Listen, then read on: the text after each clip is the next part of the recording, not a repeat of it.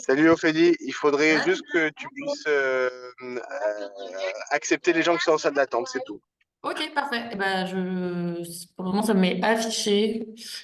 Et effectivement, je vais voir si je peux les accepter. Ouais, admettre, effectivement. C'est tout bon pour moi. Allez Tom, je te laisse gérer, à tout à l'heure. Ça marche, merci Dan.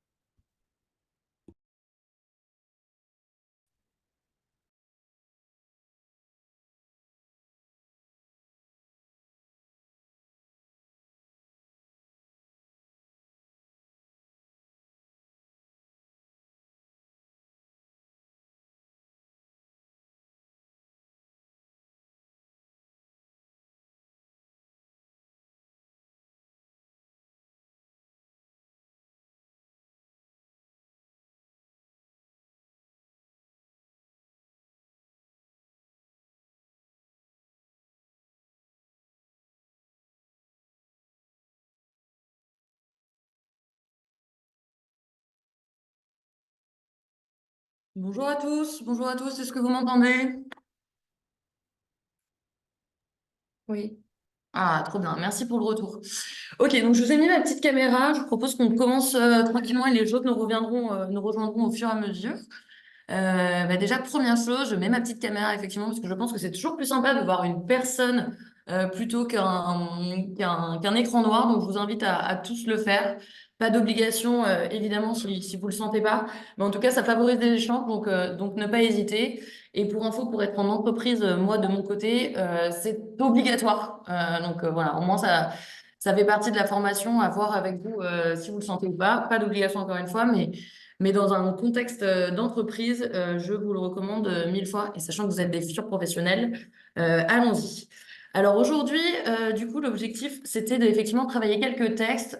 Donc pour vous, j'ai travaillé du coup les textes 19, 20, 21 et 22. On va essayer de passer à peu près 15-20 minutes sur chaque texte ensemble. L'idée, évidemment, c'est de reprendre la méthodologie qu'on avait travaillé ensemble avec Elodie la semaine passée. Je pense que depuis, vous avez l'air d'avoir pas mal travaillé vos textes. J'ai reçu beaucoup de messages d'entre vous et je vous en remercie. Je sais que vous échangez beaucoup avec Dan et avec Elodie aussi, continuez ainsi et j'espère que vous gardez le moral et la pêche. En tout cas, la préparation, encore une fois, c'est la clé. Donc, 3 étapes pour structurer votre oral. Je les récapitule en 2 secondes. La première chose, l'analyse de texte, a priori 4 minutes, avec du coup en sous-partie l'introduction, le thème général, le constat et surtout l'idée force. C'est vraiment la problématique en quelque sorte de votre oral. Suite à ça, on passe à la partie commentaire, du coup, avec 2 sous-parties, les arguments pour défendre cette idée et ensuite les solutions qui sont proposées par l'auteur. Encore une fois, j'insiste sur le fait qu'il ne faut pas donner son avis pour justement répondre à ces arguments. Et enfin, la partie interprétation. Alors là, je sais qu'il y a beaucoup de personnes qui ont plein de questions et Dan a beaucoup de réponses parce qu'il a envoyé vraiment plein de liens sur les ouvertures et on y reviendra aujourd'hui. Je vais vous proposer quelques ouvertures.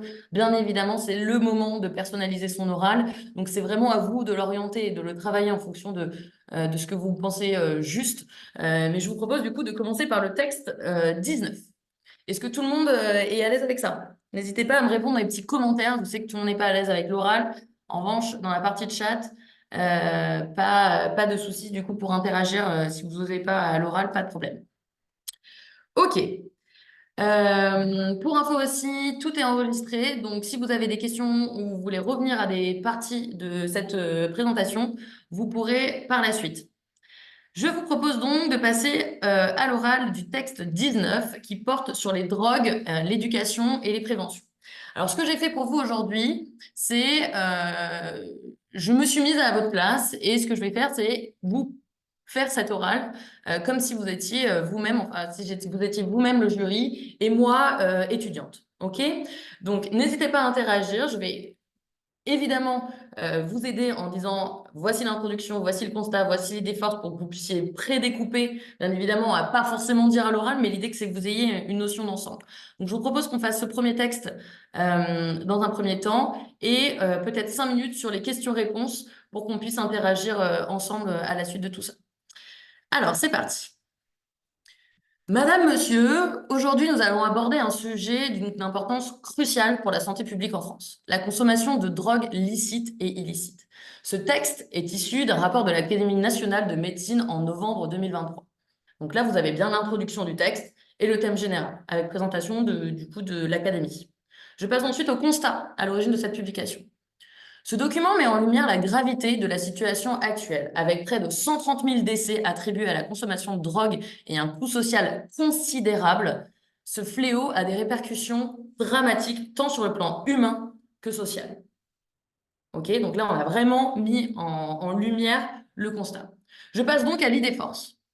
Il est donc crucial de renforcer les actions de prévention et d'éducation et bien évidemment de rapporter tout ça au danger des drogues dès le plus jeune âge au vu de leur impact sur les adolescents. Donc là, l'idée force, c'est renforcer les actions de prévention. Je pense que tout le monde est à l'aise avec ça. Je passe donc à la partie argument. Vous allez voir, j'insiste et je vous enverrai à la limite ma proposition, mais vous allez voir, il y a des connecteurs logiques entre chaque partie. On y va.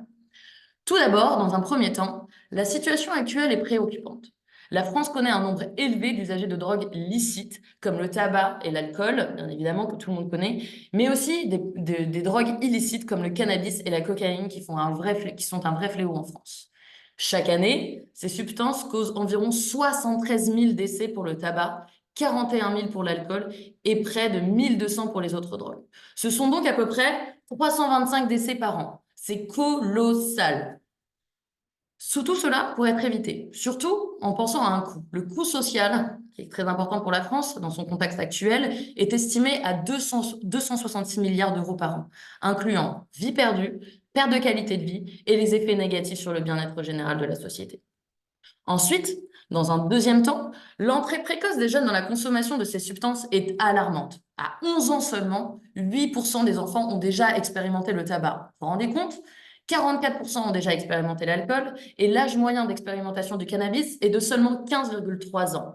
C'est très jeune. Ces statistiques alarmantes soulignent une urgence d'agir rapidement. Par ailleurs, dans un troisième temps, les adolescents sont particulièrement vulnérables aux drogues, ce qui justifie des actions précoces en matière d'information et de prévention. L'usage de ces substances est plus qu'importante et vraiment susceptible de succomber aux influences extérieures. On sait aujourd'hui que les jeunes sont particulièrement influencés par leur contexte environnemental, que ce soit l'école, leur famille, les proches autour d'eux. Donc il est plus qu'important de les sensibiliser. La réduction des facteurs de vulnérabilité à cette période est essentielle pour limiter le risque d'explosion et les dommages causés sur le long terme. Les solutions, évidemment, évoquons-les. Aujourd'hui, face à ces constats, il est donc impératif de mettre en œuvre de nombreuses politiques pour justement informer et prévenir.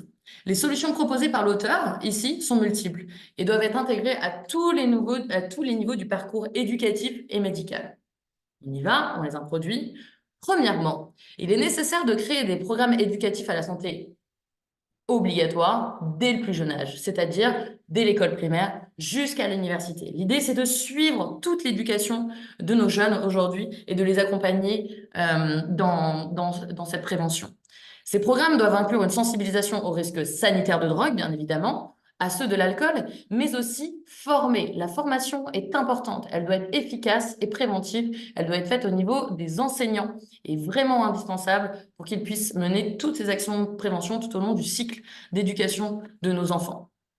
Deuxièmement, deuxième solution évoquée par l'auteur, il faut étendre les programmes d'éducation préventif dans tous les établissements d'enseignement, pour développer des compétences psychosociales dès le plus jeune âge. Ces offres, bien évidemment, doivent être culturelles, c'est très très important, ludiques et sportives. Si on parle à nos enfants aujourd'hui en ne parlant que de théorie, on n'y arrivera pas. Il faut vraiment, j'insiste, avoir des offres d'activités qui soient culturelles, ludiques et sportives pour pouvoir sensibiliser au plus jeune âge de façon ludique. Je passe du coup à la troisième alternative, la troisième solution évoquée par l'auteur. La formation des professionnels de santé est cruciale. Évidemment, aujourd'hui, il est plus qu'important de sensibiliser le monde éducatif. Les médecins, les professionnels de santé, les médecins généralistes, les professionnels du secteur médico-social, toute typologie de professeurs et ainsi que les familles. Tout le monde doit être sensibilisé et formé aux addictions pour s'assurer une prise en charge médicale précoce et adaptée. La personne souffrant d'addiction doit être pas vue comme un patient, mais comme un partenaire. Nous devons collaborer avec ces personnes parce qu'aujourd'hui, c'est un tel fléau qu'il faut pouvoir en parler sans tabou. Le lien social est du coup un élément particulier dans la formation et dans le traitement de ces personnes. Enfin, le quatrième point évoqué par l'auteur, il est essentiel de promouvoir la diffusion par les pairs des messages de prévention sur les réseaux sociaux. Les réseaux sociaux, aujourd'hui, on le sait, sont utilisés par les jeunes comme acteurs majeurs au quotidien, et donc on pouvait l'utiliser comme un indicateur d'éducation à la formation. C'est vraiment super important. Donc, il faut vraiment maintenir l'interdiction de vente et de consommation du cannabis, réduire l'accessibilité au tabac, des boissons alcooliques, et surtout potentiellement taxer plus pour augmenter significativement les prix et bien évidemment réduire les possibilités d'achat sur des personnes mineures avec des salaires ou des revenus faibles. On passe du coup aux interrogations. Tout ce texte soulève des interrogations. Moi, ce que je vous propose aujourd'hui, c'est de nous orienter vers plusieurs auteurs qui ont évoqué le sujet.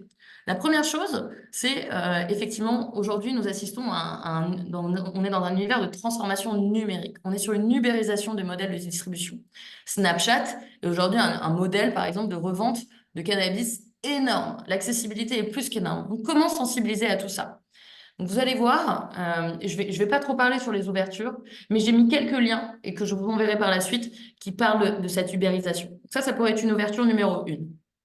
Ouverture numéro 2 possible, le lancement de nouvelles drogues et d'alternatives pour les jeunes. Je ne sais pas si vous avez vu, mais je pense que le point clé ici, c'est de faire un lien avec la politique actuelle. Et aujourd'hui, tout le monde est inquiet. Les autorités sont inquiètes. Pourquoi? Parce que beaucoup de nouvelles drogues. Et donc là, je pense que vous pouvez aller sur cette ouverture-là. On voit du cannabis rose, on voit des fléaux de nouvelles drogues, de mélange on voit la drogue du ballon aussi qui fait un effet de dingue. Donc voilà, il y a plein de mécanismes autour de ces nouvelles drogues qui font peur. Et je pense que ça pourrait être une ouverture assez intelligente. L'autre chose, c'est toutes les alternatives licites, mais qui font écho aux drogues illicites. Je prends l'exemple de Sniffy. Je ne sais pas si vous connaissez, en tout cas, ça fait un tabac aujourd'hui auprès des jeunes et c'est une problématique grave puisque on est sur une espèce de poudre blanche qui se sniffe comme de la cocaïne et pour autant est licite et vendue en pharmacie, vendue en tabac et on est sur un produit énergisant qui se veut avoir tous les bienfaits de la cocaïne en étant licite. Tout ça, ça prend du temps. Aujourd'hui, ça peut être interdit en France, mais les process sont longs, vous connaissez, ça prend à peu près 1 an et demi avant que l'interdiction ne soit acquise. Donc, je pense que cette ouverture est plus qu'intéressante. La troisième ouverture possible sur le sujet, évidemment, c'est le trafic de drogue. Les politiques sont-ils impuissants? Voilà, aujourd'hui, vous avez depuis quelques mois les opérations Place Net qui ont été évoquées par notre président. Et aujourd'hui, il y a plein d'ouvertures qui sont faites sur le sujet, puisqu'on est à quelques mois de cette action Place Net. Et aujourd'hui, il y a plein de bilans qui ont été évoqués. Donc, ça pourrait être tout à fait une ouverture, une troisième ouverture.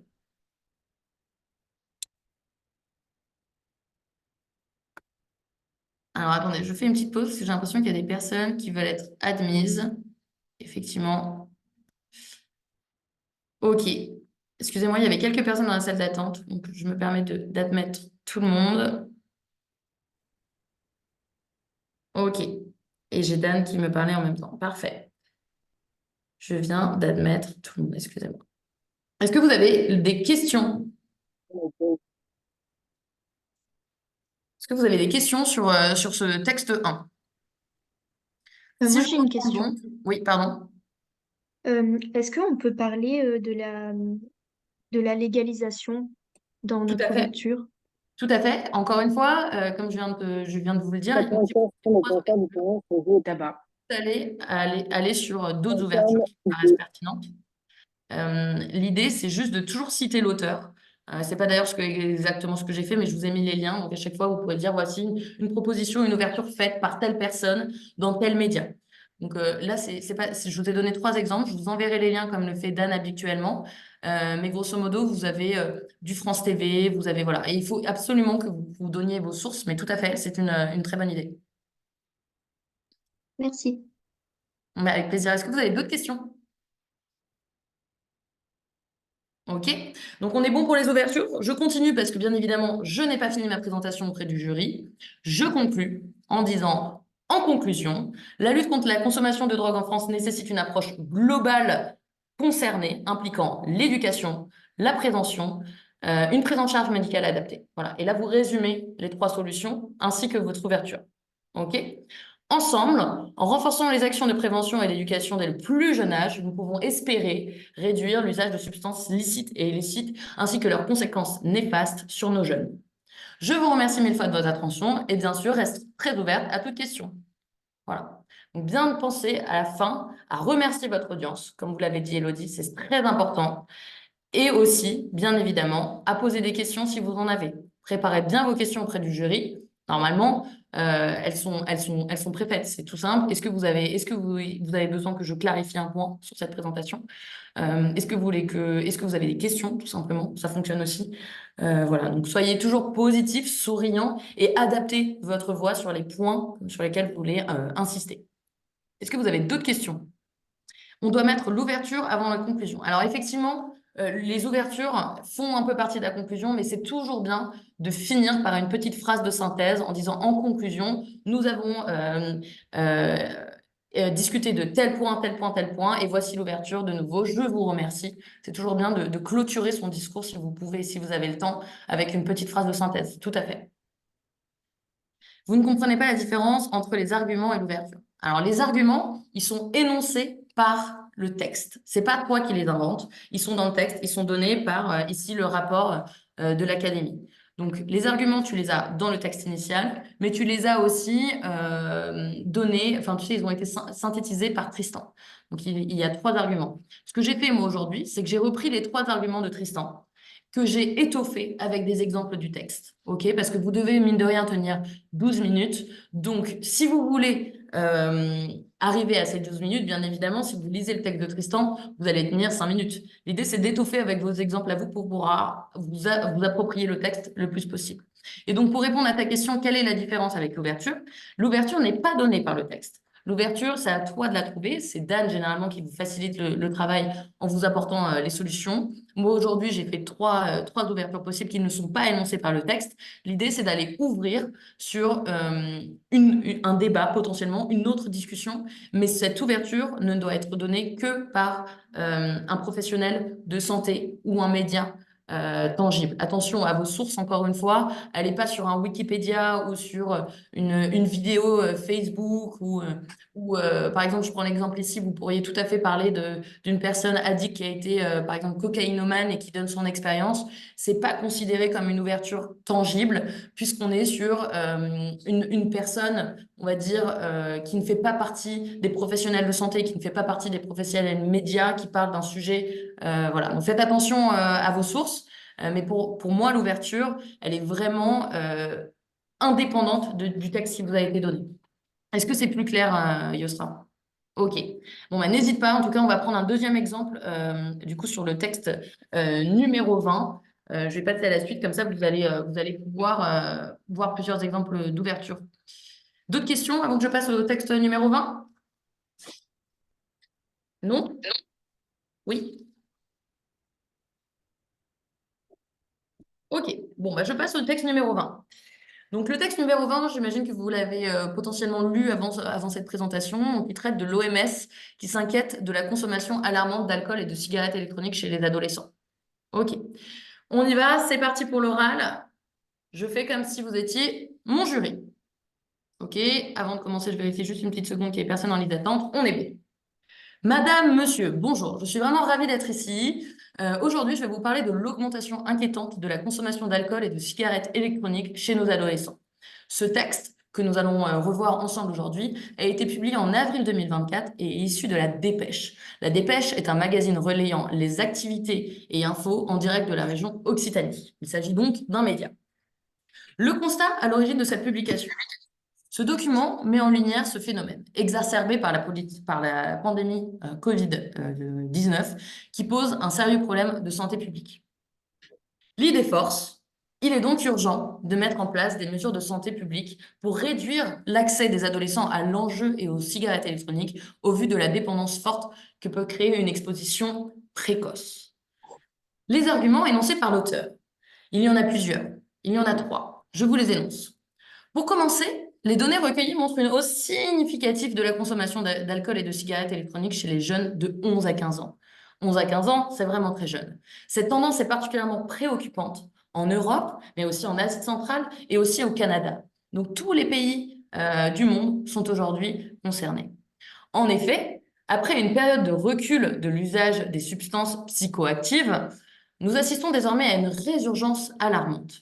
Avec les confinements, première cause, a priori, et à la fermeture des écoles, les jeunes ont passé beaucoup plus de temps en ligne. Et on sait qu'ils ont des tendances à aller notamment sur les réseaux sociaux qui promouvoient cette typologie de phénomène. Cette présence accrue sur Internet les a exposés donc à une publicité numérique omniprésente. Vous connaissez les réseaux, une fois qu'on se met dessus, c'est non-stop. Vous avez accès à la même typologie de publicité systématiquement. Vous êtes targeté.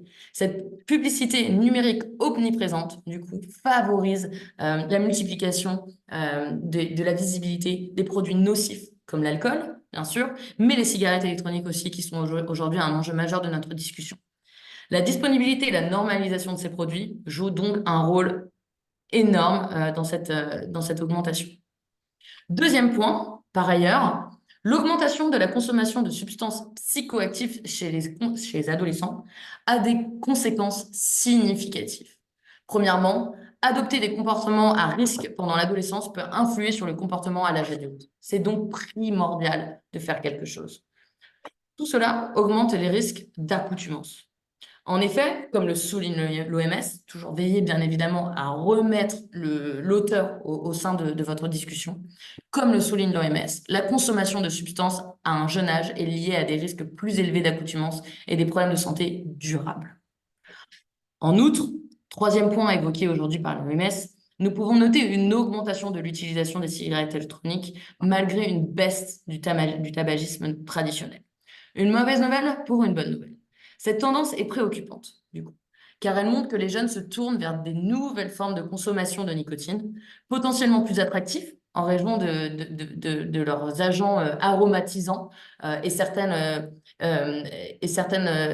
arômes plus qu'attrayants. On peut aujourd'hui observer des arômes aux bonbons, à tous les goûts qui attraient nos jeunes et qui remplaceraient potentiellement une consommation de bonbons, par exemple.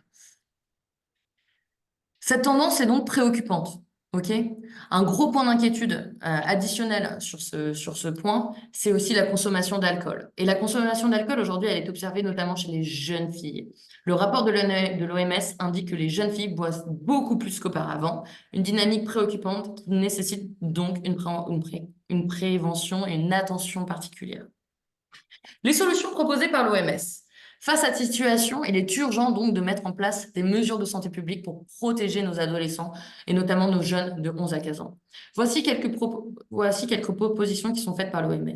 Premièrement, il est crucial d'augmenter les taxes sur les substances nocives telles que l'alcool et les cigarettes électroniques. Cette mesure pourrait réduire leur accessibilité et leurs attraits pour les jeunes qui ont des portefeuilles réduits. Deuxièmement, il faut limiter les points de vente et la publicité en ligne pour ces produits. En restreignant l'accès, notamment sur les réseaux sociaux, et en réduisant l'exposition aux publicités, nous pouvons diminuer la tentation pour ces adolescents qui sont très adeptes du marketing. Troisième point, l'interdiction des agents aromatisants, dont on parlait juste avant. Plus qu'essentiel, ces agents jouent un rôle déterminant dans l'attrait de ces produits. Vous vous en doutez, on en parlait, nos jeunes aujourd'hui, quand ils voient un goût Malabar, forcément, c'est tentant. Tout le monde a envie de tenter, et eux les premiers. Donc, c'est plus qu'essentiel aujourd'hui d'interdire ces agents aromatisants. Et enfin, le quatrième point énoncé par l'auteur, il est important de renforcer les programmes d'éducation, encore une fois, et de sensibilisation à tous les niveaux, côté éducatif, côté parents et côté centres médicaux. Bien évidemment, en informant les jeunes des dangers de la consommation d'alcool et de cigarettes électroniques, nous pouvons les encourager à adopter des comportements plus sains. Je vais passer donc du coup à la partie ouverture. Plusieurs ouvertures sur ce sujet plus qu'intéressant. Je vous propose donc 4 ouvertures. La première ouverture, c'est potentiellement des exemples qui sont faits à l'étranger. Je prends l'exemple de l'Inde, qui a beaucoup d'avance sur nous, puisqu'il y a 4 ans, ils ont décidé d'encadrer d'encadrer la consommation de cigarettes électroniques, puisque l'interdiction maintenant est totale. Donc en Inde, vous n'avez plus le droit, c'est plus vendu, c'est plus accessible. Donc vous pouvez faire cette ouverture sur des exemples de pays voisins. Deuxième ouverture possible, un angle beaucoup plus médical, et vous êtes les professionnels, mais il a été observé et noté par l'OMS que il était prouvé qu'il y avait plein de maladies pulmonaires et épileptiques qui étaient liées à la consommation de cigarettes électroniques. Donc, ne pas hésiter à aller sur, du coup, d'autres extraits qui ont été promus par l'OMS sur ce sujet. Et ça fait, du coup, un lien très joli avec leur extrait actuel. Je pense que c'est une très belle ouverture. Et je vous enverrai par la suite un lien YouTube qui promouvoit justement le fait que aujourd'hui, il y a un lien prouvé entre les maladies pulmonaires et épileptiques et la consommation de cigarettes électroniques. Troisième ouverture possible, on parlait dans le texte de l'accès à la nicotine qui est de plus en plus probant sur le marché français notamment. Et il y a de plus en plus d'alternatives licites et illicites. Je prends un exemple de licite. Aujourd'hui, vous avez des sachets et des perles de nicotine qui sont vendus en tabac, qui sont en croissance énorme. Et donc, je pense que ça pourrait être une jolie alternative en ouverture pour dire que malgré toutes les préventions, les acteurs capitalistes continuent bien évidemment à promouvoir tout cela. Et enfin, une super ouverture que je trouve plus que pertinente, c'est vous parler de toutes les possibilités, toutes les préventions, etc., en disant que ça peut fonctionner, mais vous pouvez probablement justifier que ça va fonctionner en prenant l'exemple de la baisse de la consommation de tabac au global en France.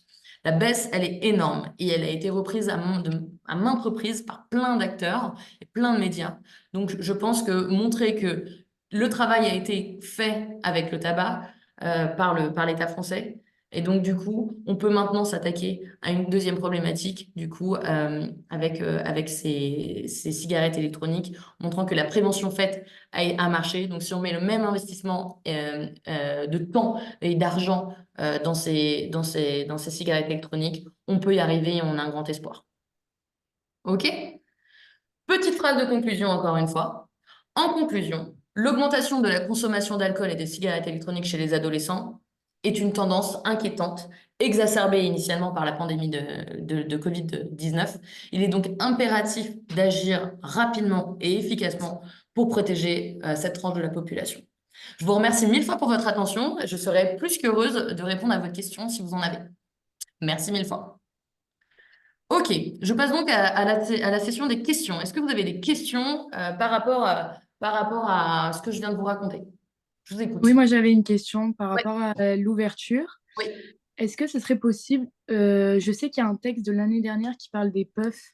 Donc est-ce que ce serait peut-être possible d'ouvrir sur un texte qu'il y a eu l'année dernière pour montrer qu'on s'est un peu intéressé au texte de l'année dernière, quoi. Bien sûr, absolument. Alors, carrément, j'ai vu d'ailleurs ces extraits sur les puffs. Je pense que c'est une très bonne idée. Petit warning néanmoins, Léa, sur les timings, plus ta source est récente et actuelle, mieux c'est. Donc, Ah, ok, pardon? ça va. Voilà. Donc effectivement, tu peux, en disant que c'est un sujet qui a été déjà traité à maintes reprises les années précédentes, et comme le dit tel article de 2023 que tu as trouvé. Et tu peux aussi faire le lien avec potentiellement 2024 en disant aujourd'hui c'est toujours préoccupant, puisque le sujet est toujours actuel, comme le démontre le nouvel extrait de l'OMS sur le sujet. Voilà. Ok, ça va. Merci beaucoup. Bah, je t'en prie. D'autres questions sur le sujet? Non? Est-ce que Yosra, tu vois bien la différence du coup maintenant entre argument et ouverture?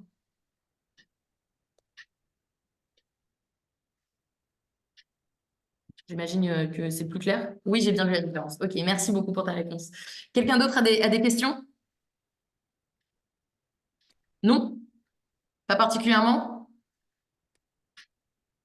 Ok. Moi, Je- j'en ai une. Oui, pardon, Océane, je t'en prie. Concernant quand vous avez dit que le tabac, il Oui, est en train de diminuer, oui. et pourquoi pas essayer avec la CE.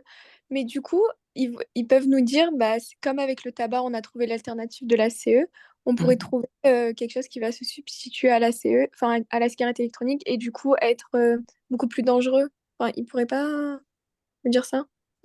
Alors, effectivement, alors ils vont pas, je pense, te challenger trop sur tes ouvertures. L'idée, c'est de voir un peu ta réflexion. Donc, moi, je vous propose un truc pour montrer que, éventuellement, si vous choisissez de vous orienter sur l'axe de la prévention en France, si elle est bien faite, elle fonctionne.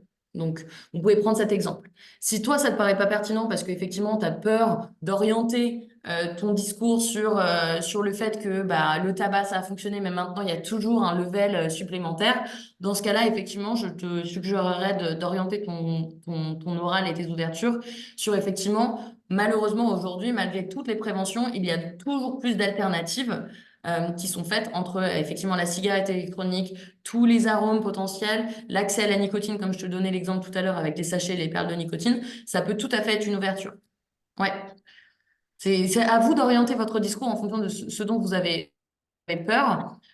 Mais sachez qu'encore une fois, le jury n'est pas là pour vous dire vous avez raison, vous avez tort. L'idée, c'est que vous vous allez donner une ouverture qui a été énoncée par un professionnel de santé ou par un média qui est tangible, hein, pas un combini ou un brut. Mais donc, du coup, vous avez une preuve que ça a été débattu et que ça a fonctionné, qu'il y a eu un bon bilan ou peu importe. Et donc, du coup, vu que vous avez une source tangible à côté, normalement, vous ne prenez aucun risque si vous citez bien d'où ça provient. OK? Est-ce que ça Ok. te paraît clair, Océane? Oui, merci. OK. D'autres questions sur le sujet? Non? Ok, donc si ça vous convient, je passe au texte numéro 21. Et ensuite, ce que je vous propose, éventuellement pour le texte numéro 22, c'est de travailler ensemble. Moi, j'ai une proposition à vous faire, mais j'aimerais que je vais vous donner des éléments et vous allez me dire ce que c'est. Si c'est soit l'argument, soit le texte, soit l'idée force, soit la solution, soit l'ouverture. Ça va être à vous de me réorienter. Mais je vous propose de faire un dernier exemple avec le texte numéro 21 avant de travailler tous ensemble. Texte numéro 21, qui traite du coup de à quoi ressemblera la pharmacie de demain. On est parti. Encore une fois, je m'adresse à vous, mon petit jury.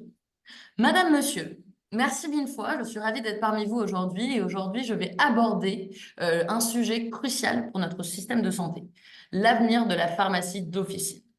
Cet article que nous allons étudier aujourd'hui est publié en mars 2024 et nous provient de Pascal Marie. Pascal Marie est une journaliste chez le quotidien du pharmacien. Le constat à l'origine de cette publication. La situation des pharmacies d'officine est marquée par une série de préoccupations croissantes. L'idée force de ce texte, malgré les défis, il existe un optimisme prudent quant à l'avenir de la pharmacie, à condition que les évolutions nécessaires soient bien mises en place. Les arguments, donc vous voyez, c'est très courant. Les arguments, pour ce faire, il y en a 4 que je vais vous énoncer aujourd'hui. Maxou, Oui, pardon? J'ai une petite question? Non, j'ai entendu un bruit, mais je me trompe peut-être. Les arguments aujourd'hui que je vais vous énoncer qui sont émis par l'auteur. Il y en a 4.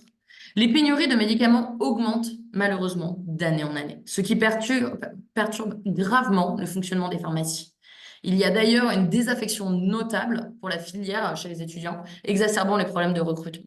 Donc ça, c'est un vrai sujet auquel nous, aujourd'hui, étudiants, on est confrontés.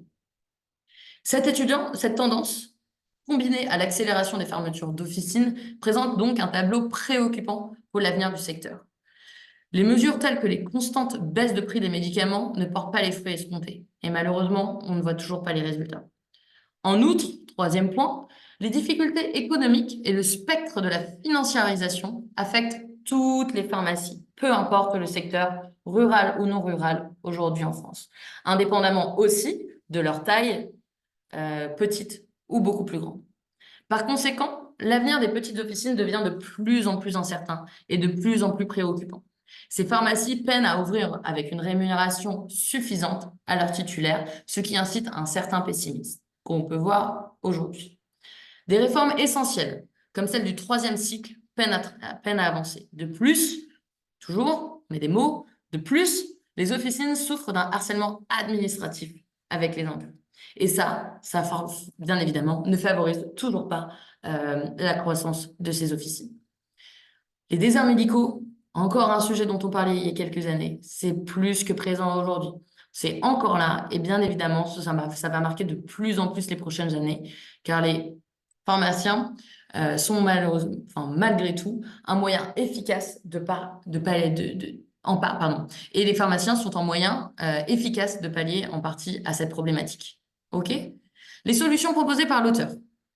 Cependant, il y a des raisons d'être prudemment optimiste. Et ça va nous faire plaisir aujourd'hui. On va énoncer 3 solutions ensemble.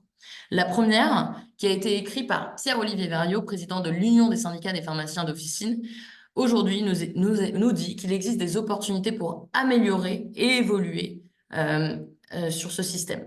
Les pharmaciens perdent actuellement beaucoup de temps à cause des ruptures de stock et subissent une pression administrative intense, mais des solutions peuvent être apportées pour surmonter ces obstacles.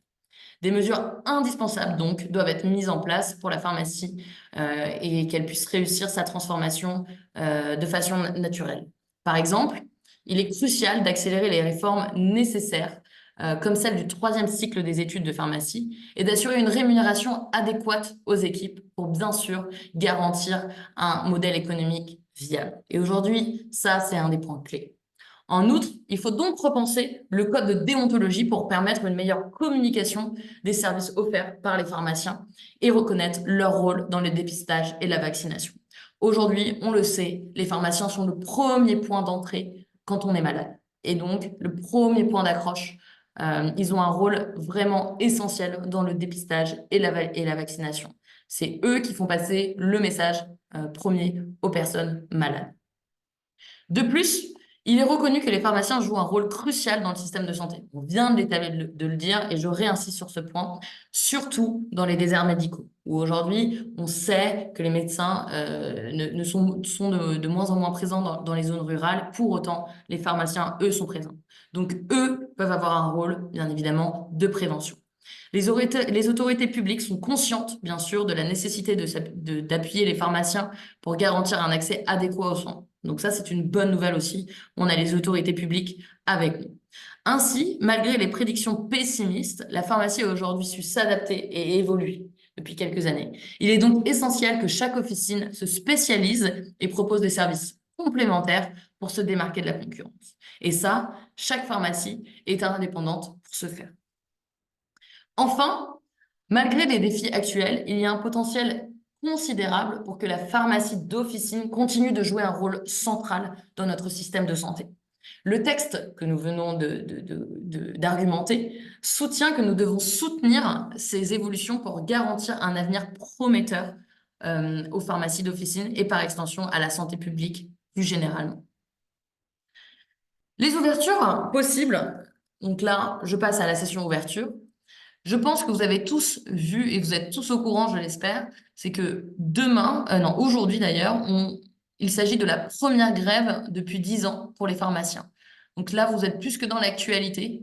Pour toutes ces raisons, on a aujourd'hui, jeudi 31 mars, des pharmaciens qui sont dans les rues et c'est la plus grosse concentration de pharmaciens dans les rues depuis plus de 10 ans. Donc ça, c'est un des points clés. Donc, ouverture première, les pharmaciens sont mécontents et se plaignent. Et vous avez plein d'articles qui ont été énoncés par les médias sur le sujet. Ouverture numéro 1.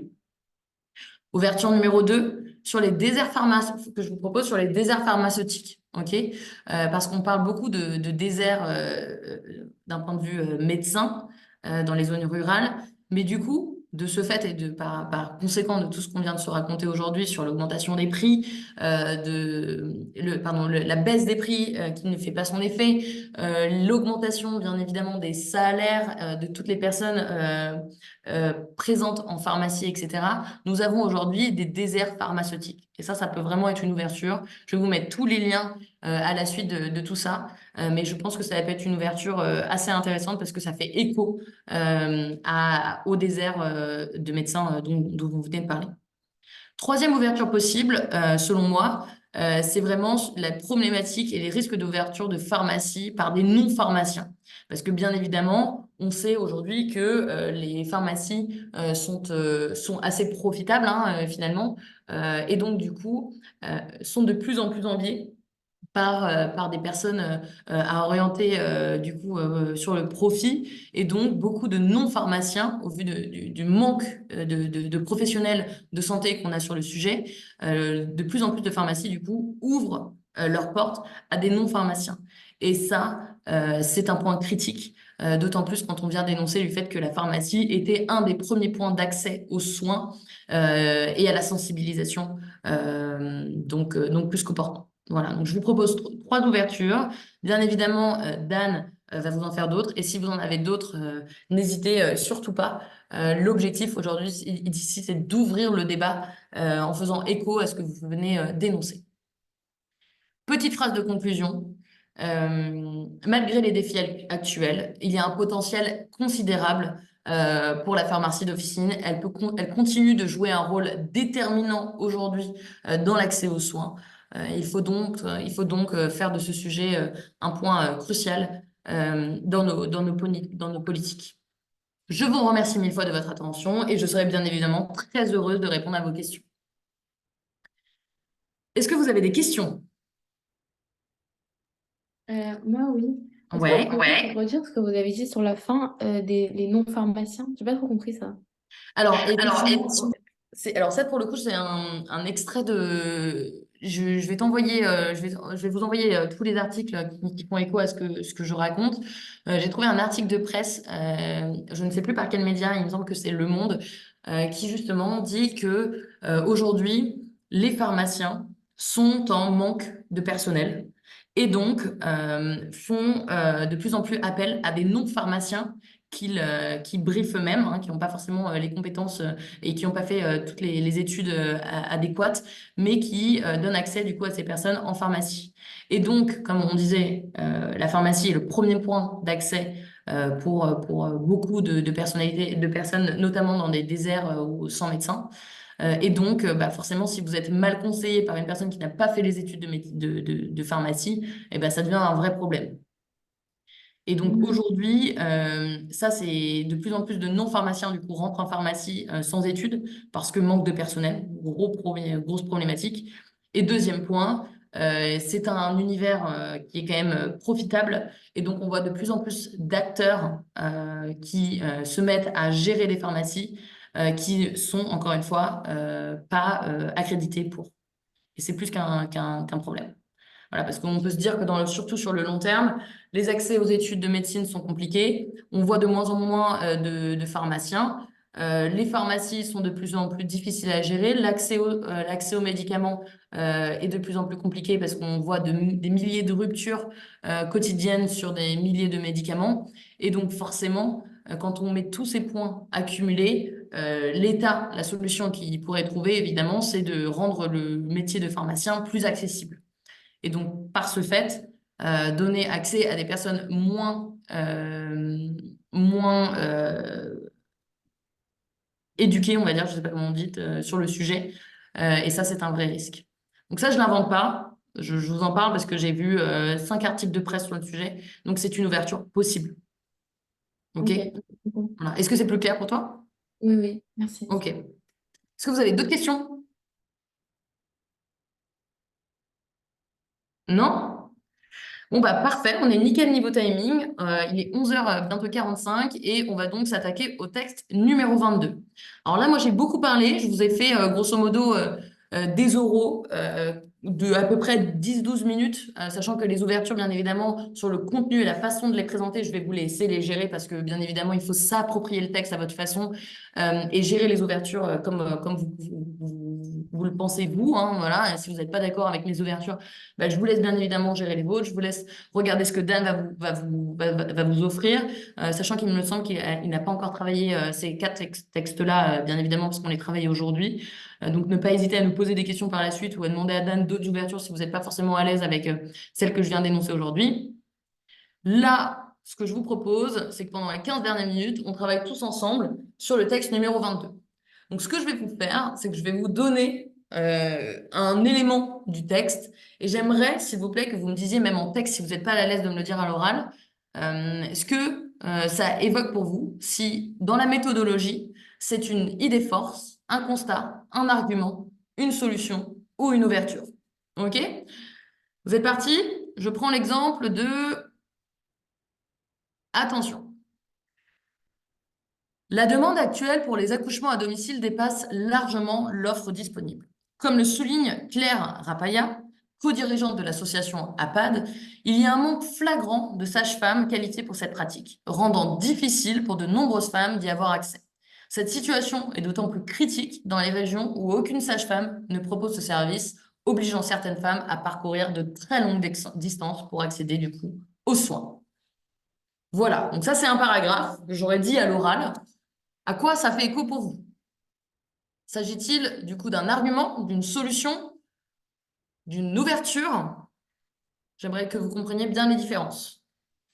Ok, Léa, est-ce que tout le monde est d'accord avec Léa? Pas de petits pouces, oui, non, il y a encore des hésitations. Léa nous dit un argument. Est-ce que vous êtes à l'aise avec ça? Oui, oui, argument. On est tous bien, on est d'accord, effectivement. Il s'agit d'un argument. Très bien. Je prends un autre point. Pour remédier à ces défis, plusieurs solutions peuvent être envisagées. Premièrement, il est essentiel d'augmenter le nombre de sages-femmes qualifiées pour les accouchements à domicile en réduisant notamment les coûts des assurances. Deuxièmement, offrir un meilleur soutien à des garanties de sécurité pour les accouchements à domicile en intégrant des protocoles d'urgence efficaces et indispensables serait plus que à prévoir. Et enfin, il serait judicieux d'encourager les naissances pouvant être problématiques à être menées dans un hôpital pour minimiser les risques. Ok, alors là, qu'est-ce qu'on a? Effectivement, c'est très simple, vous l'avez tous noté, c'est une solution. Et je pense que vous l'avez tous compris en 1 seconde 30 à ma première phrase. J'ai commencé par, pour remédier à ces défis, plusieurs solutions peuvent être envisagées. Donc c'était déjà énoncé. Et après, je suis juste rentrée avec des connecteurs logiques, premièrement, deuxièmement et enfin, pour énoncer les trois solutions énoncées dans le texte. Et d'ailleurs, c'est les 3 points qui ont été énoncés par Tristan. C'est-à-dire, vous reprenez le texte, les propositions qui ont été faites par Tristan initialement. Je reprends exactement mot pour mot, avec mon adaptation, bien sûr, les trois solutions qui étaient augmenter le nombre de sages-femmes, réduire les coûts des assurances, offrir un meilleur soutien et enfin, encourager les naissances pouvant être problématiques. Alors là, je me suis un tout petit peu approprié le texte, puisque j'ai résumé en 3 points, quand lui, Tristan, en avait fait 4. Mais bien évidemment, chacun s'approprie la chose à sa façon. Vous mettez vos connecteurs logiques comme vous le pensez. L'idée, c'est bien évidemment de reprendre tous les éléments de Tristan en illustrant avec des passages du texte. Ok, très bien. Je passe à un autre exemple. Mesdames et messieurs, aujourd'hui, nous allons discuter d'un sujet complexe et controversé, l'accouchement à domicile. Ce sujet divise profondément l'opinion publique et soulève des questions cruciales de sécurité et de choix personnels. Ce texte nous a été écrit par Bénédicte Plutot, psychologue en je sais plus quoi, et publié en décembre 2023. Ok, donc là, encore une fois, je pense que vous avez tous la réponse. Effectivement, il s'agit de l'introduction. Hyper facile, je pense que vous l'avez compris. C'est très simple. Je me présente et je dis, Madame, Monsieur, je m'adresse à mon jury. Ok, très important. Aujourd'hui, j'entre mes pieds au sol. Nous allons discuter de tel sujet. Ok, présenté par telle personne, publié en telle année. Donc ça, vraiment, je pense que vous avez la clé pour tous les textes. Vraiment, j'insiste sur ce point. Il faut faire cela. Ok? Et si vous, on en avait déjà parlé, si vous pouvez présenter la personne, faire votre petite recherche, c'est toujours mieux. Ok? Maintenant, je pense que vous avez toutes les clés en main pour avancer sur le texte numéro 22. Si on reprend bien évidemment le texte général, on parle bien évidemment de la controverse autour de l'accouchement. Le constat, je pense que vous êtes tous à l'aise avec le sujet. Il s'agit d'un texte qui a été rédigé suite à un décès tragique d'une femme et de son nouveau-né lors d'un accouchement à domicile. Donc ça, c'est le constat dans lequel on ancre le texte. L'idée force, bien évidemment, c'est le débat aujourd'hui qui est posé par l'auteur sur le fait d'accoucher à domicile. Est-ce une bonne idée ou une mauvaise idée? Les arguments ils sont plutôt simples, puisqu'on a des arguments opposants et des arguments partisans. L'idée, encore une fois, c'est de jamais donner son avis. Donc là, faites très attention parce que les arguments des opposants et des partisans, ils sont énoncés par l'auteur en lui-même. C'est pas à vous, encore une fois, de dire oui, je suis d'accord ou pas d'accord, ou d'orienter votre discours sur un axe ou un autre. Attention là-dessus. Quelques difficultés supplémentaires qui ont été énoncées, encore une fois, par l'auteur, notamment la loi Kouchner de 2002. Hein. Donc là, vous pouvez bien évidemment vous renseigner sur cette loi pour étoffer votre argument en disant qu'il a été publié en 2002 par telle et telle personne, que depuis, du coup, ça fait presque 20 ans qu'on est sur le sujet et qu'aujourd'hui, le sujet fait toujours débat, etc. Donc ça vous permet de montrer que vous êtes bien renseigné sur le sujet. Et enfin, les solutions proposées, on en a discuté. Les ouvertures. Alors là, je vais vous laisser bosser un tout petit peu parce que moi, j'ai des suggestions à vous faire. Mais est-ce que je pourrais avoir quelques participants sur les ouvertures euh, possibles sur ce texte-ci?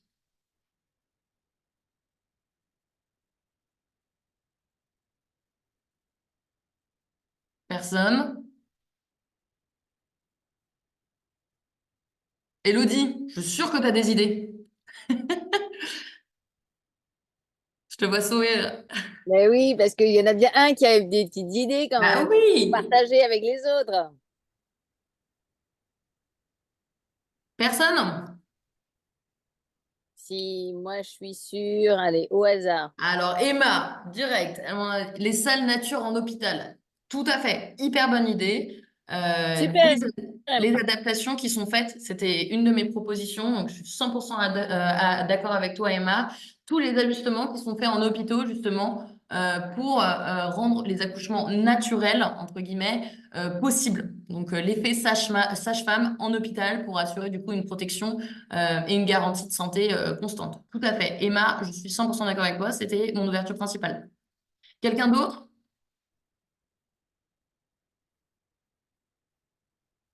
Personne d'autre?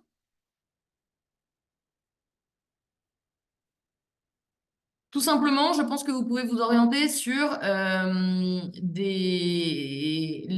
métier de sage-femme, tout simplement, l'accès à ce métier-là. Il y a plein de débats aujourd'hui sur comment devenir sage-femme, est-ce que ça suffit, comment sont-ils formés du coup pour aller directement faire les soins chez les personnes. Faut-il mieux qu'ils le fassent en hôpital ou chez les gens? Donc là, vous avez encore une fois pas mal d'extraits qui font écho à ce sujet-là. Donc, ça peut être une ouverture en elle-même, de parler du métier de sage-femme.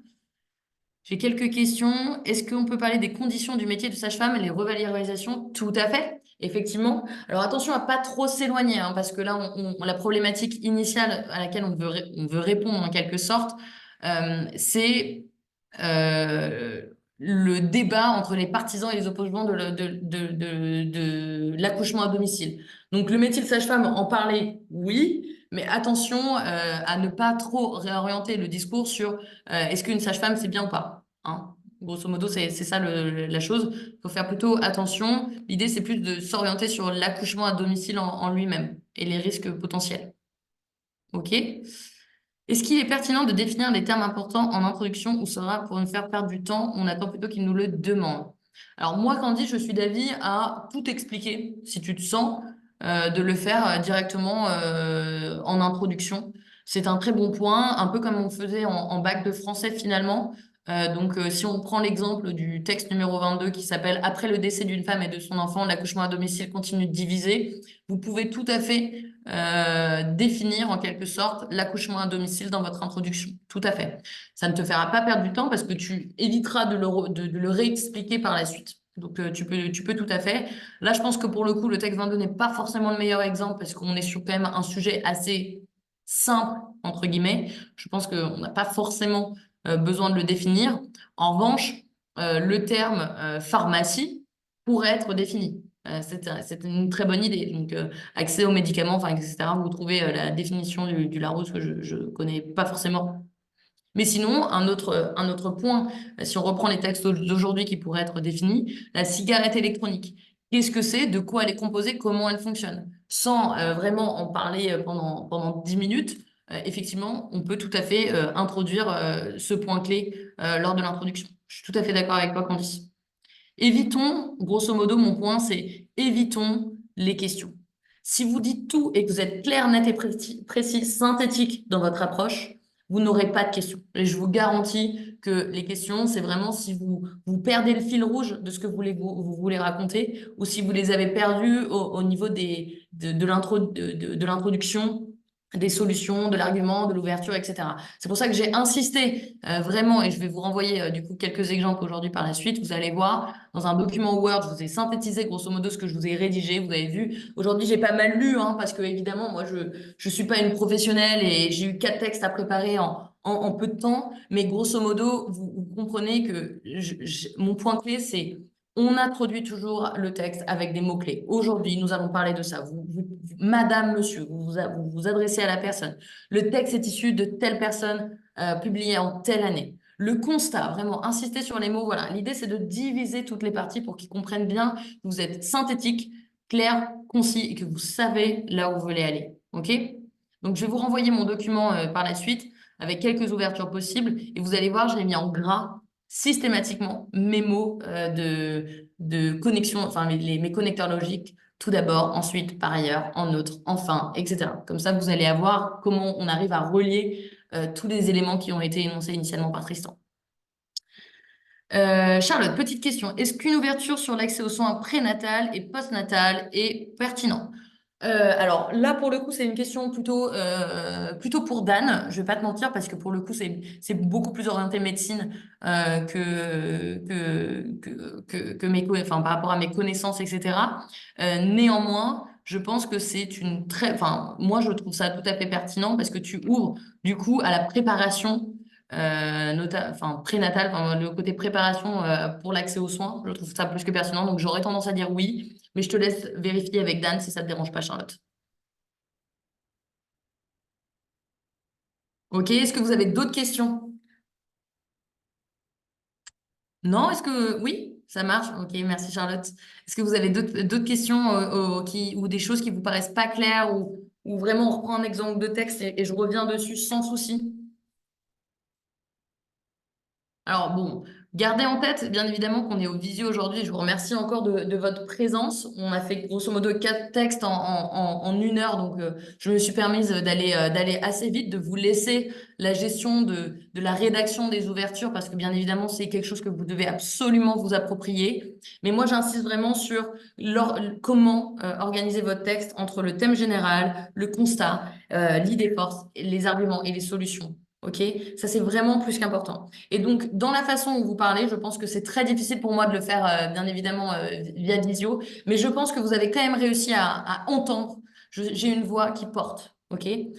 J'utilise mes mains pour faire les 1, 2, 3, les connecteurs logiques. J'essaye aussi d'être souriante, ça s'entend, ok? Faut sourire, faut pas hésiter. Bon voilà, si vous avez des doutes, j'en ai eu plein aujourd'hui. J'ai plein de moments où j'ai bugué, c'est pas grave.